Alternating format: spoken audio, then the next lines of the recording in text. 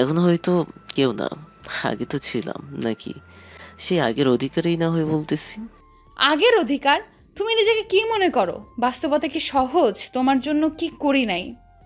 তুমি যখন যা বলতে তাই শুনতাম, তোমার কথা যতটা শুনতাম আমার নিজের বাবা মার কথাও ততটা শুনতাম না। ঠিক আছে, আর অধিকার ফলতে আসবো না। তবে প্লিজ আমার জন্য আর নিজেকে কষ্ট দিও না। তোমার জন্য নিজেকে কষ্ট দেব মানে? তুমি কি বোঝাতে চাচ্ছ ভালো করে বলো তো। আমি জানি সুমাইয়া, তুমি এখন আমাকে ভালোবাসো, এটা তোমার চোখ দেখলেই বোঝা যায়। কি? পাগল নাকি আমি? মানুষ ভুল তো একবারই করে নাকি? তাহলে আমি হয়তো সেই ভুল আর দ্বিতীয়বার করব না। তুমি পাগল না, সেটা আমি জানি, কিন্তু তুমি যে আমাকে এখনো ভালোবাসো না, সেটা হাজার বার বললেও বিশ্বাস করবো না। তুমি বিশ্বাস করলেই কি আর না করলেই কি? আসলে সত্যি বলতে তোমার মতো ছেলেকে ভালোবাসা যায় না। তখন হয়তো বুঝতে পারিনি, এখন এরকম হয়েছে। ঠিকই বলছো, আমার মতো ছেলেকে সত্যি ভালোবাসা যায় না, কারণ আমি যে মধ্যবিত্ত পরিবারের বড় ছেলে। আরে তুমি যখন এখানে বসে কষ্ট পেতে আমার জন্য, তখন আমি কি কষ্ট পেতাম না? আমি তোমাকে ভালোবাসিনি, কি মনে হয় তোমার? কষ্ট শুধু তুমিই পেয়েছো না? ছেলেরা কষ্ট পায় না, পাবেই বা কি করে? তোমাদের তো পরিবার নিয়ে চিন্তা করতে হয় না। এখন খাচ্ছ বাবার বাড়িতে, তারপর বাবা আবার ভালো ছেলে দেখে বিয়ে দিয়ে দিবে, তখন আবার খাবে স্বামীর বাড়িতে। কিন্তু আমাদের বিষয়টা আলাদা। সবসময় সেই মিথ্যা ও অভিমান নিয়ে থেকো না, জীবনে অনেক কিছু হারাবে। দেখো, কথাগুলো বলে চলে আসলাম নিচে, সবসময় শুধু সেই অতীতের কথাটা তোলে, মেজাজটা পুরো খারাপ করে দেয়। আসার সময় দেখলাম আসার সময় দেখলাম সুমাইয়া চুপ করে দাঁড়িয়ে আছে। সকালে ব্রেকফাস্ট করে অফিসের জন্য বেরিয়ে গেলাম, আমি আর সুমাইয়া। দেখলাম সুমাইয়ার চোখ দুটো কেমন জানি ফুলে গেছে, মনে হয় রাতে খুব কেঁদেছে। আমি জানি সুমাইয়া এখন আমাকে খুব ভালোবাসে। সরি সুমাইয়া, কালকের ব্যবহারের জন্য। তোমার কথা শুনে খুব রাগ হয়েছিল, তাই রাগটা কন্ট্রোল করতে পারিনি। তাই এরকম হয়েছে? তুমি কেন সরি বলছো? সরি তো আমার বলার কথা। আমারই ভুল হয়েছে তোমার সাথে কথা বলে। বিদেশ থেকে এসে তোমাকে আবার এইভাবে দেখবো, এটা আমি কল্পনাও করি নাই। হয়তো উপরওয়ালা চেয়েছেন তাই। হয়তো তাই। আচ্ছা, একটা কথা বলি, সুমাইয়া রাগ করবে না তো? কি এমন কথা? আচ্ছা বলো। তুমি কি সত্যি ওই পিটারকে ভালোবাসো? হুম, সত্যি তো। ওকেই বিয়ে করব। কেন? তোমার কি সন্দেহ হচ্ছে নাকি? না, সন্দেহর কি আছে? ছেলেটা খুব ভালো, সুখে থেকো। তোমার গার্লফ্রেন্ডকে তো দেখালে না। আমার গার্লফ্রেন্ড নাই, আমার মতো ছেলেকে কে ভালোবাসে বলো? না আছে বাপের টাকা, না আছে চেহারা। তুমি তো কাল বললে আমার মতো ছেলেকে তো আর ভালোবাসা যায় না। কালকের ব্যবহারের জন্য সরি। সত্যি বলছো তোমার কোনো গার্লফ্রেন্ড নেই? হুম, তবে এবার একটা বানাবো। তুমিও বিয়ে করে নিচ্ছ, আমি আর সিঙ্গেল থেকে কি করব? তাই ভাবতেছি মিমকে হ্যাঁ বলে দিব। এই মিমটাকে, নামটা খুব চেনা চেনা লাগছে। আপনার অফিসে জব করে, আজ পরিচয় করে দিব নি, কেমন? ঠিক আছে। আচ্ছা অব্র, তোমাকে একটা কথা বলি। হুম, বলো। তুমি কি এখনো আমাকে ভালোবাসো? উত্তরটা পরেই বলবো, এখন অফিসে চলে এসেছি। ঠিক আছে, পরেই বলো। তবে মিথ্যা বলো না। তারপর অফিসের ভেতরে গেলাম, রফিন আমাদের দেখে মুচকি মুচকি হাসতেছে, সেটা সুমাইয়া দেখে ফেলছে। এই যে মিস্টার, আপনি হাসছেন কেন? কালকেও তো দেখলাম বড় বড় কথা বলছিলেন। ম্যাডাম, আমার ভুল হয়ে গেছে। আর এরকম হবে না। প্লিজ আমার চাকরিটা কেড়ে নিয়েন না। রফিনের মুখটা এখন দেখার মতো হয়েছে, পুরো বাংলার পাঁচের মতো। সেটা পরে দেখা যাবে, একটু পর আপনি আমার রুমে আসবেন। ঠিক আছে ম্যাডাম।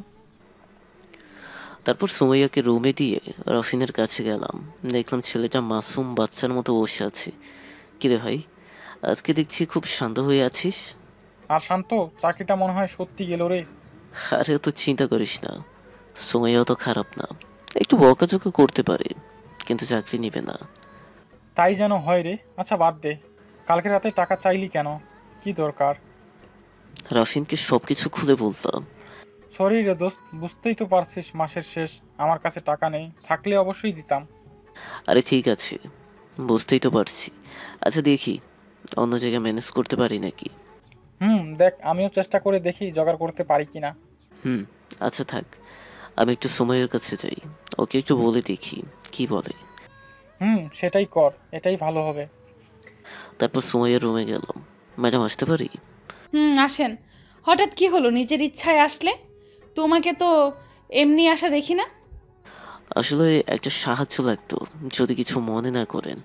আমার এই মাসের বেতনটা অগ্রিম দিলে খুশি হতাম। কেন? অগ্রিম নিয়ে কি করবে? গার্লফ্রেন্ডের সাথে ঘুরতে যাবে নাকি? সবসময় অন্য মাইন্ডে চান কেন? টাকা তো অন্য দরকারও লাগতে পারে।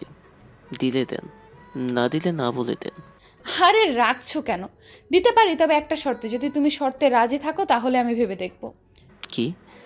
এখানে আবার কিসের শর্ত? টাকাটা আমার সত্যি লাগবে, প্লিজ এমন করো না। কি করলাম আমি?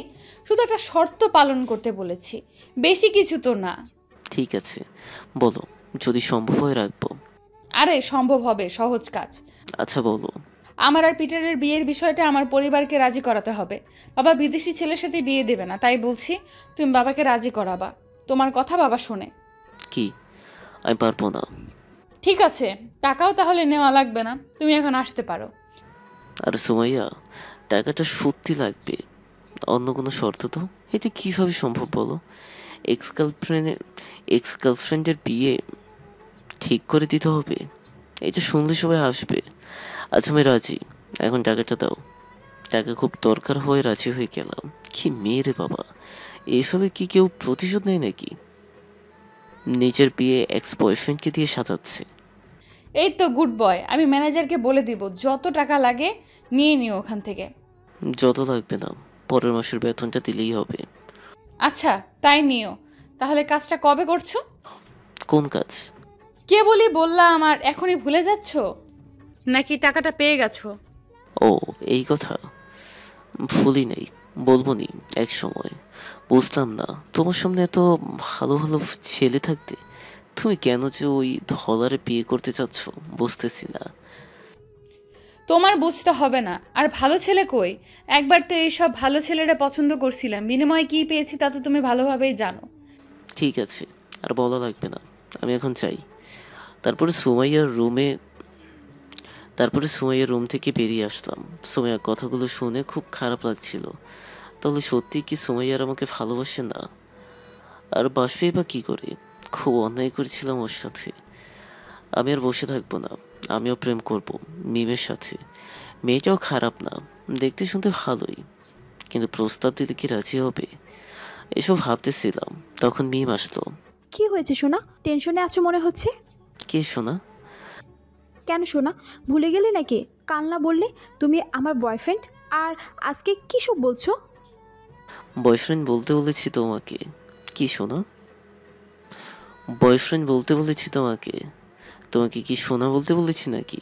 তা আমার রূপাও ডাকতে পারতে। আরে তুমি তো কিছুই বোঝো না। সোনা বাবু না বললে কি কেউ বিশ্বাস করবে তোমার আর আমার মধ্যে রিলেশন আছে? তাছাড়া ম্যাডামকে তো বিশ্বাস করাতে হবে, তাই নাকি? হুম, কিন্তু তুমি এসব জানলে কিভাবে? আগে কয়টা করছো সত্যি করে বলো। আরে কি বলো এসব? এগুলো তো সিনেমাতে দেখেছি। এর আগে একজনকে ভালোবেসেছিলাম, আর এখনো বাসি, কিন্তু সাহস করে বলতে পারছি না। তাই নাকি? তা কে সেই ছেলেটা, আমাকে কি বলা যাবে? না, বলা যাবে না, পরে বলবো তোমাকে। আচ্ছা, এসব বাদ দাও, কি করছো এখন? আমি তো বসে আছি। কিন্তু মিম, তুমি হঠাৎ আমাকে তুমি তুমি করে বলছো কেন? আগে তো আপনি করে বলতে। এটাও সিনেমাতে দেখেছি, তুমি তুমি করলে নাকি প্রেমটা জমে যায়। সবকিছু দেখছি, সিনেমাতেই দেখছো, বাস্তবে কিছুই দেখোনি। দেখেছি, অনেক কিছুই দেখেছি। তোমার নাকি টাকা লাগবে, কোনো সমস্যা হয়েছে নাকি? ম্যানেজ হয়ে গেছে, কিন্তু আমার টাকা লাগবে। সেটা তুমি কিভাবে জানলা? তোমাকে তো বলিনি। রাফিন ভাই বলেছে তোমার ভাইয়ের নাকি শরীর অসুস্থ, আমাকে বলতে পারতে, আমার কাছে তো টাকা ছিল। না, তোমাকে বলে টেনশন দিতে চাইনি। তাছাড়া এমনি ম্যানেজ হয়ে গেছে। টেনশন মানে? তার মানে তুমি আমাকে বন্ধু ভাবো না? রাখছো কেন? বন্ধু ভাবি। আচ্ছা, তারপর কোনো কিছু লাগলে তোমাকে বলবো। আচ্ছা ঠিক আছে, এখন তাহলে কাজ করো। আমি তোমাকে তুমি করে বলায় কিছু মনে করছো না তো? না, কি মনে করব, তুমি করে বলো। ঠিক আছে, ধন্যবাদ। লাঞ্চে কিন্তু একসাথে খাবো, রেডি থেকো। আচ্ছা, মুচকে এসে বললাম, মেয়েটা সত্যি অবাক করার মতো। এই কয়েক মিনিটে একটা ভালো লাগা কাজ করছে। সহজ সরল একটা মেয়ে। তারপর কাজ করতে লাগলাম। এর মধ্যে একবার সুমাইয়া টিকেছিল। এই সুমাইয়ার বিষয়টা বুঝি না, এমনি এমনি ডাকে কোনো কাজ ছাড়াই। লাঞ্চের সময় মিম জোর করে ক্যান্টিনে নিয়ে গেল। গিয়ে দেখলাম সুমাইয়াও আছে সেখানে। আমরা কি সুমাইয়ার কাছেই বসলাম। সুমাইয়া আমাদের দেখে কিছুক্ষণ অবাক হয়ে তাকিয়ে থাকলো। কি হলো ম্যাডাম, তাকিয়েছেন কেন? না, কিছু না। এটাই তোমার গার্লফ্রেন্ড মিম? হুম, ঠিক ধরেছেন। পছন্দ হয়নি আপনার? খুব সুন্দরভাবে সংসার করো। আচ্ছা তোমরা থাকো, আমি গেলাম, আমার একটা জরুরি কল পড়ে গেছে। কিছুই বুঝলাম না। একটু আগে হাসি খুশি ছিল, হঠাৎ কি হলো? দেখলাম নিমিষে মনটা খারাপ হয়ে গেল।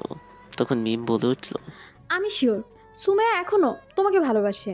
ভালো না বাসলে কখনোই এভাবে যেত না। আরে বাদ দাও, এমনি হয়তো উঠে গেছে।